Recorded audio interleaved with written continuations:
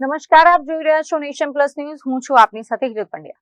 છોટાઉદેપુર નગરમાં વિકાસના વધુ એક અધ્યાયની શરૂઆત થઈ છે. આજે સાંસદ જશુ રાઠવાની અધ્યક્ષતામાં જનપ્રતિનિધિઓ અને નગરજનોની ઉપસ્થિતિમાં કરોડોના વિવિધ વિકાસ કામોનું ભૂમિપૂજન કરવામાં આવ્યું હતું.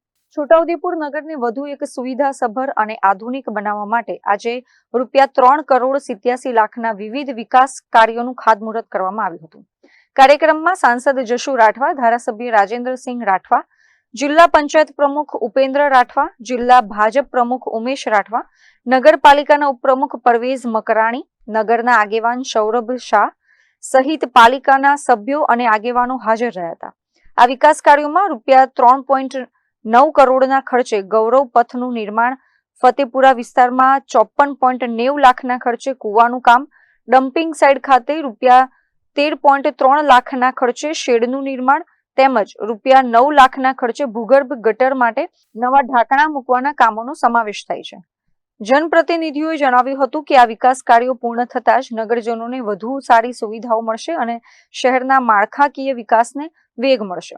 ખાતમુહૂર્ત કાર્યક્રમ બાદ નગર વિકાસ સમિતિની બેઠક પણ યોજાઈ હતી, જેમાં નગરના વિવિધ પ્રશ્નો, વિકાસલક્ષી યોજનાઓ તેમજ આગામી કામગીરી અંગે વિસ્તૃત ચર્ચા અને સમીક્ષા કરવામાં આવી હતી. આજે છોટાઉદેપુર નગરપાલિકા દ્વારા મહિલા પોલીસ સ્ટેશનથી સત્તાધાર પેટ્રોલ પંપ સુધી ગૌરવ પથ જે બનવાનો છે એ કામનું ભૂમિપૂજન કરવામાં આવ્યું, જેની અંદાજિત રકમ 309 લાખ જેટલી છે.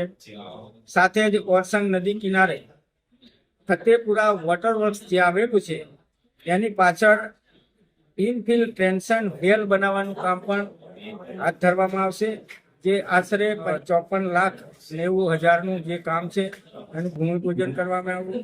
સાથે જ પીપલેજ ડમ્પિંગ સાઇટ ખાતે ટોમેલનો શેડ પણ બનાવવાનું છે, જે અંદાજે 13 લાખ કરતાં વધારે રકમનું બનશે.